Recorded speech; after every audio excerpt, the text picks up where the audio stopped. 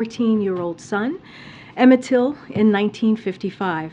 Invitees include cast of the film, the family of Emmett Till, students, civil rights leaders, historians, and families of victims of hate-fueled violence. The Biden administration is working to counter the corrosive effects of hate-fueled violence. In March, President Biden signed H.R. 55, the Emmett Till Anti-Lynching Act. In September, the president hosted the United We Stand Summit to rally a whole-of-society response to prevent and recover from hate-fueled violence and to foster national unity. With that, Zeke, you want to kick us off?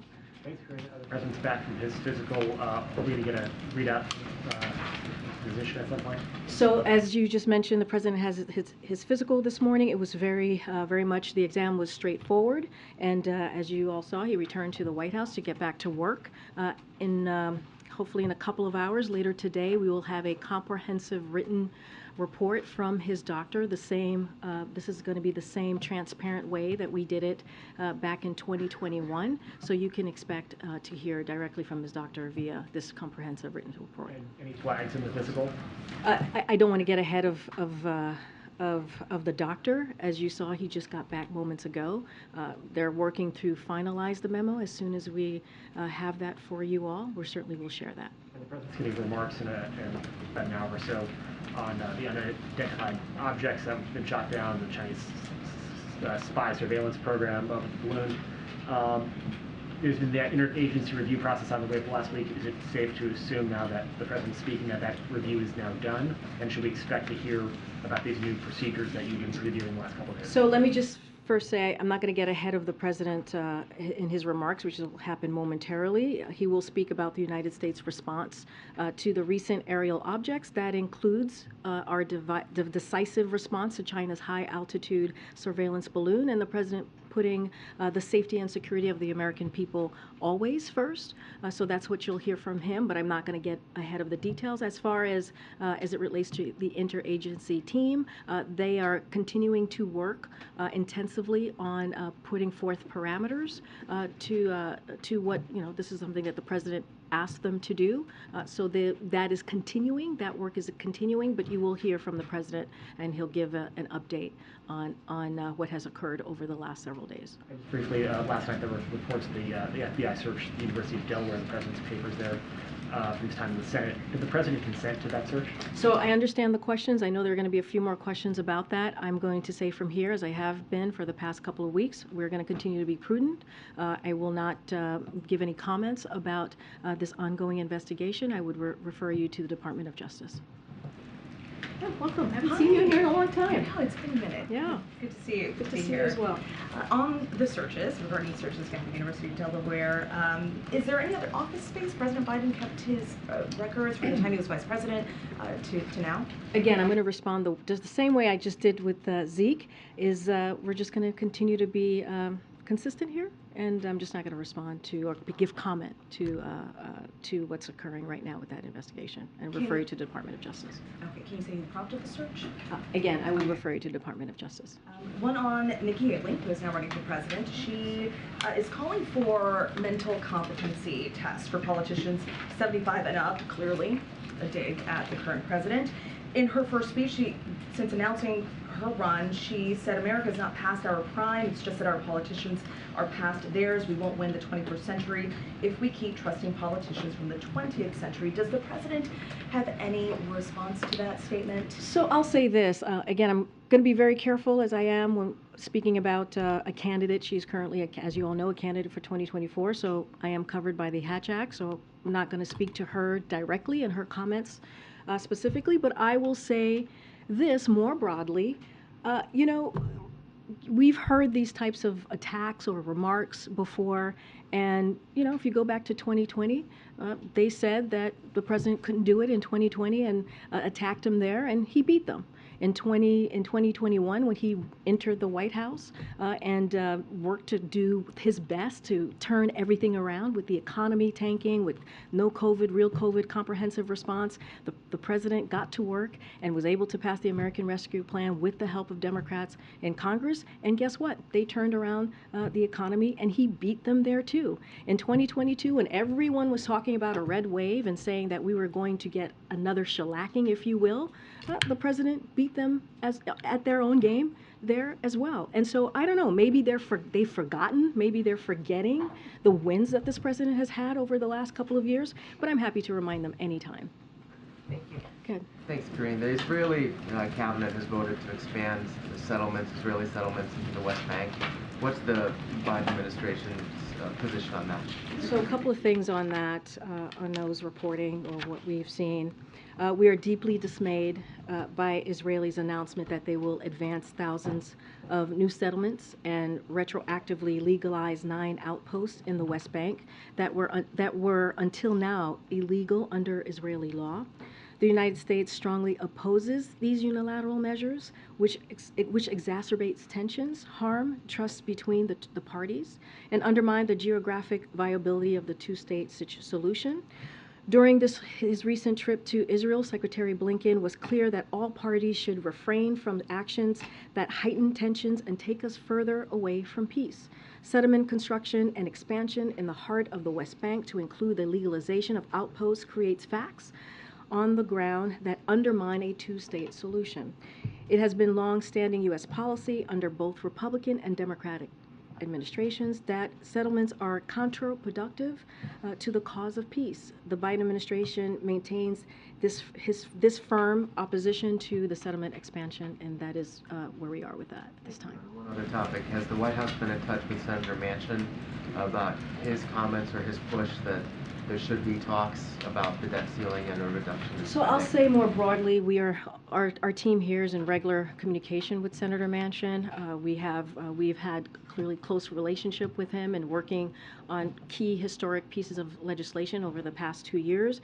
Look, the president's stance on negotiation stands, right, which is he does not believe, as it relates to the debt ceiling, that we should be negotiating. That is not his belief. His belief, it is the constitutional duty of Congress to deal with the debt ceiling, just like they have done multiple times, 3 times with the last president. There should not be conditions around this. We should not be negotiating. And again, if they want to talk about ways to lower the deficit, like the president has done the last 2 years, $1.7 trillion, the president has said, he said yesterday in his State of the Union address that his fiscal plan, his budget will lower the deficit by another $2 trillion. Clearly we'll have more to share on March 9th. He's willing to have that conversation. He's willing to see what Republicans are going to put forward and how they see dealing with the budget in a fiscally responsible way. But as it comes to the debt ceiling, we're going to continue to be where we are. He mentioned this yesterday in his speech, which is he doesn't believe that we should be negotiating. I know the UK administrator was visiting East Palestine today. I was wondering, the Ohio governor was talking about efforts to federal support, said that they still have not gotten an indication from FEMA that they could get support at this point. What are the hurdles there that you guys see on the administration side? So the governor, as you mentioned today, asked for additional public health testing and assessments. We're deploying teams from HHS and the CDC now. As you all know, these needs are much more expansive than what FEMA can meet. And so FEMA is on the front lines when there is a hurricane or tornado. As you know, you've seen the president visit devastated areas across the country. This situation is very different. And so that doesn't mean FEMA isn't supporting response. They indeed are. This is a multiple agency response that are folks that are involved, agency that are involved, as I just mentioned, HHS, CDC, EPA as well. And they are coordinating with the Emergency Operations Center and working closely with the Ohio Emergency Management Agency. Each federal agency has its own unique role here. And we've mobilized an interagency team to get the people of Palestine, of East Palestine, to be more exact, the support that they need. And look, our priority, as I said 2 days ago, is the health and safety of the community. That is indeed our top priority for the moment as we look at what they're dealing with in Ohio. Just one more on a foreign policy topic. China yesterday warned or threatened, I guess, of countermeasures against U.S. entities in response to the shoot-down of their spy balloon. Today, they've sanctioned 2 U.S. defense contractors. Is there any response there, and what does this mean for the bilateral relationship? So the way that we see that there's the sanctions that you just mentioned is that these are symbolic and measures and unnecessary. That's how we view them. And look, China can speak to their own actions, but again, we see them as symbolic and unnecessary. Go ahead, Michael. Thanks, Karine. The other mic. I'm sorry. There's 2 mics. Okay, go ahead. On the train derailment in Ohio, Secretary Buttigieg has gotten some criticism, some of it, much of it in Ohio, some of it from Democrats and Republicans, who argue that he waited too long to respond, and then he's seemed to be fixated on trying to deflect blame to the previous administration. So does the president, is he satisfied with the government's response to this derailment? And does he have confidence and continue to have confidence in? Yes, absolutely. I can answer that very quickly and very with confidence from here that we do have absolute confidence in Mayor Pete. And I always say that, Secretary Buttigieg. All right. Go ahead. Thanks, Karine. There's been some reporting about this, but it would be great to hear about it from you. When did the U.S. first begin tracking the balloon? Was it when it first took off from Hainan Island? So that's a good question. I know that the Pentagon has answered that before, actually laid out a timeline of when that all occurred. I don't have that in front of me to share with all of you, so I would point you to the Pentagon. And so, again, they've had detailed information on the tracking of the balloon and when it was first, I guess, seen or visible to them, and also laid out when the president was informed. I just don't have that it's in great detail. I just don't have that in front of me at this time. And has the intelligence community now concluded that it likely began heading east but veered off course, and that's why it ended up traversing the United States? So look, I want to be really mindful here because I have heard this before. I don't have any specifics to share on that. You're talking about the Hawaii and the Guam piece to this. So I just want to be super careful there, and I would probably refer you to the Pentagon. And what we think that they are doing is they are deflecting. They're coming up with excuses and trying to spin this. And at the end of the day, their surveillance balloon was indeed in our airspace, and they said it was, as you all know, they said it was a potential weather balloon, which it was not, and so it's been very clear. All of the American people, the entire world saw what China did, and it was irresponsible. Chinese officials were initially not very responsive. For example, when the Secretary of Defense tried to get a hold of them, are they being more responsive now? So I'll say this: our approach with China is going to continue to be calm, resolute, and practical. And we have said this before: we are going to continue to keep our airways, our communication lines open, and continue to have those conversations as we have been before the China surveillance balloon and after. But look, again, what they did was irresponsible. It is up to China to decide how they want to move forward with this relationship. As you all know, the President and President Xi met at the G20. They said that they would be good actors. They were a country that we can work with. And let's see, are they going to build on that and show that is something that they are willing to do? And that's on them. But are they picking up the phone? Are they communicating? I'm not going to go into details on diplomatic conversations or discussion that's currently happening, but I can say that the lines of communication has been open. There has been discussions, like I said, days before the balloon went on its path, and certainly after. Karine, thank you so much. The Vice President said on China, kind of following up on what Nancy was asking you, I don't think this issue with the Chinese spy balloon has changed relations with China. Does the President agree with that assessment? How is the administration viewing the broader It's very much to what I was just saying, what our approach to China is going to continue to be, which is calm, resolute, and practical. We're going to, the president has been very clear, we will continue to keep open lines of communication with China. That has not changed. And we saw China's behavior. It was irresponsible and visible. Changed in the wake of this, Karine, because we heard a lot of top officials say clearly this was a violation of the U.S. sovereign airspace. And you've heard us say this from here too. It was a violation of U.S. airspace, and we have been very clear with our communications with China. That has not changed. You saw how Secretary Blinken postponed his trip to China because of their irresponsible behavior. You know, I don't have a trip to announce from here or when that trip is going to continue. That is something that the secretary is going to decide with the president. But again, we have been very clear. What China did was irresponsible. It was irresponsible actions. What's the level of expectation that Secretary Blinken will meet with his Chinese counterpart in Munich? I'm not going to get ahead of that. Like I said, the lines of communication has continued to be open, and we will continue to have those discussions. And again, and as I mentioned moments ago, you're going to hear from the president. He's going to speak very decisively about our response to China's high-altitude surveillance balloon. So you'll hear from the president, and he'll lay that out. Let me try one more time on Nikki Haley's comments. I heard you respond to what she said. But more broadly speaking, if the American public decides, or it becomes clear that there's a broad desire to have a competency test for all of the candidates above the age of 75, would the president submit to that? I'm just not going to get into hypotheticals from here. Go ahead. Thanks, Karine.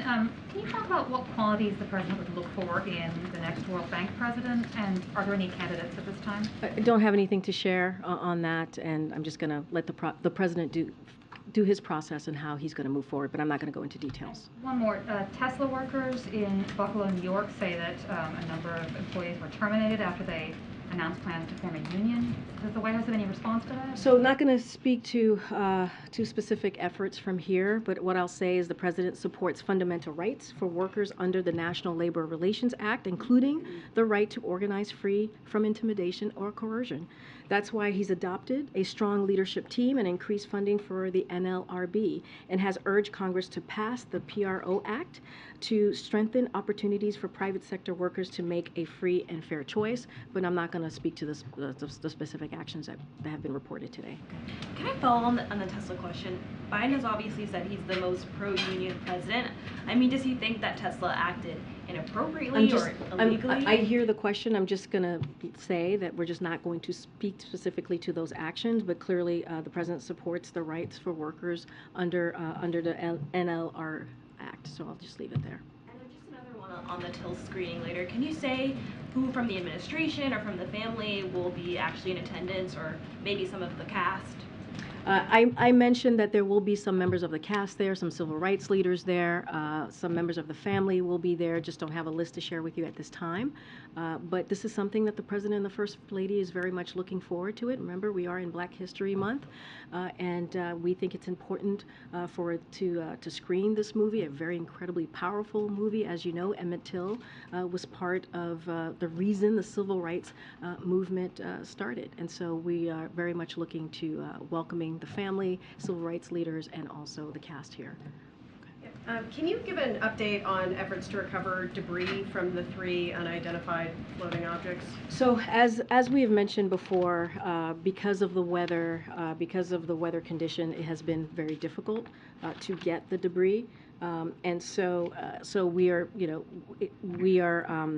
allowing the Pentagon and the Department of Defense to do their work in trying to bring the debris that is clearly in the water to the ground. And so we just don't have much to share there. But what I can say is when I've been asked what are they exactly, while we can't definitively say without analyzing the debris what these objects were so far, we haven't seen any indication of anything that points specifically to the idea that these 3 objects were part of the PRC surveillance program, or that they were definitively involved in external intelligence collection efforts against the United States. We can also rule out that they were operated by the U.S. government. Right now, the intelligence community is considering, and I've said this before, you've heard my colleagues from NSC say this before as well, is that they could be tied to commercial or research entities and benign. Efforts are actively underway at all sites to find what is left of these objects so that we can better understand them. The president has directed his team to make sure that we're briefing Congress on a regular basis, as you have seen us do the last 2 days.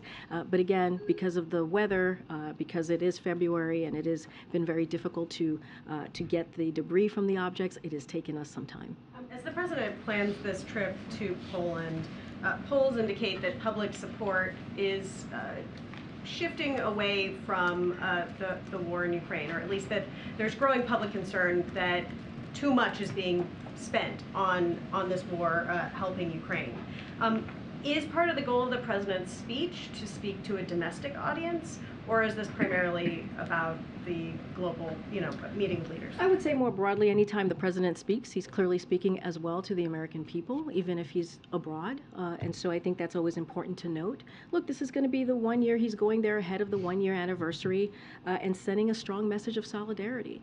And the president understand to reaffirm, right, our support for the Ukrainian people as they're fighting back against a brutal war that Russia started almost a year ago. And the president believes it's important to show that solidarity. It's important to show our partnership and that we are indeed supporting our NATO allies.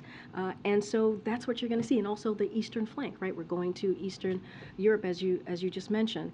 And so, look, we're going to show that unity. We're going to show that support. We're going to show that it is important to be there when a country is fighting for their democracy, fighting for their sovereignty. And that's what you're going to see from the president. And of course, anytime the president speaks, he's of course speaking as well to the American people.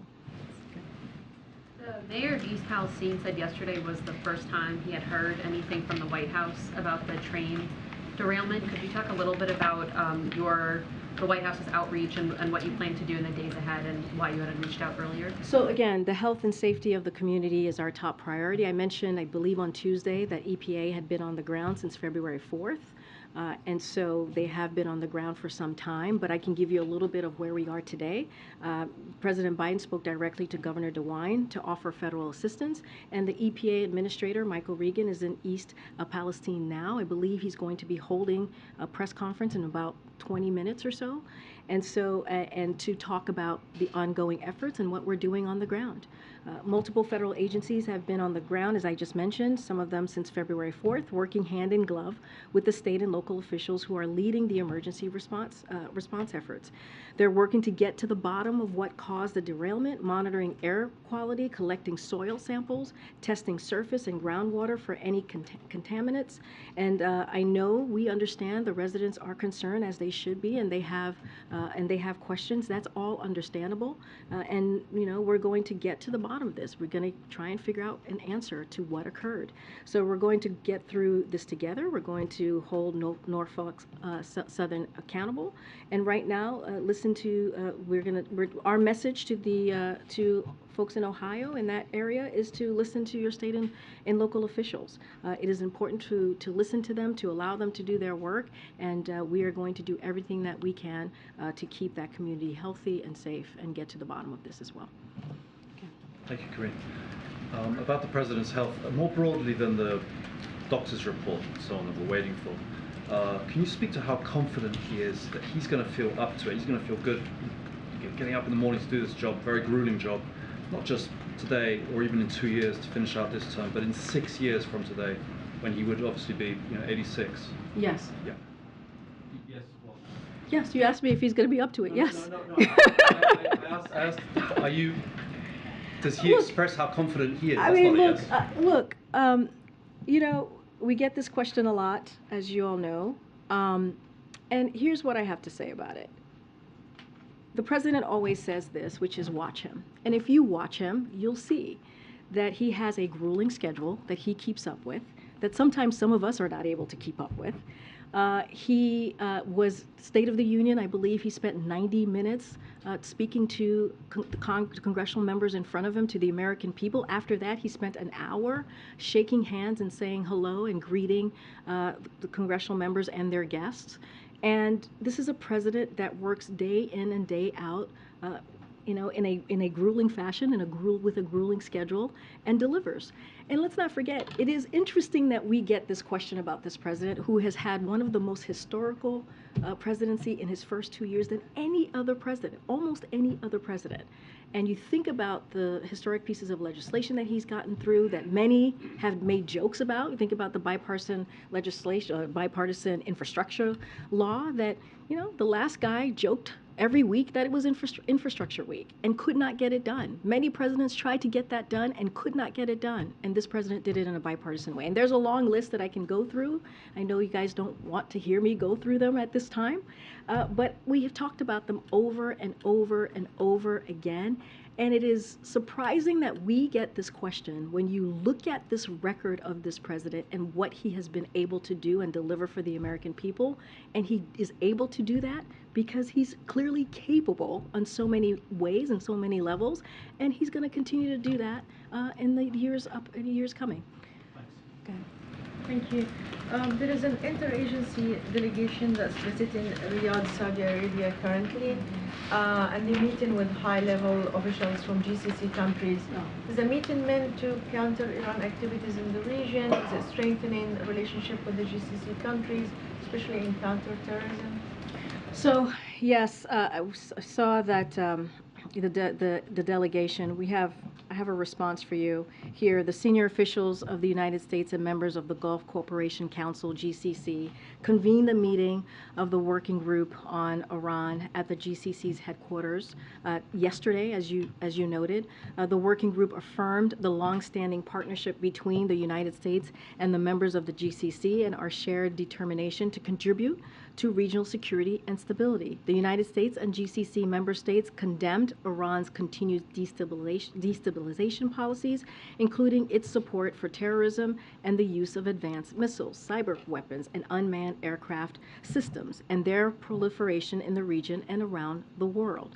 The United States and GCC member states raised their grave concern about the Iranian military's deepening two-way cooperation with state and non-state actors, including Iran's ongoing provision of conventional weapons, advanced missiles, and the UAS systems to the Houthis that have prolonged the conflict in Yemen, worsening the humanitarian disaster there. They further underline that Iran's nuclear advances, as documented by the IAEA, have no credible civilian purpose and are gravely exacerbating regional and global tensions.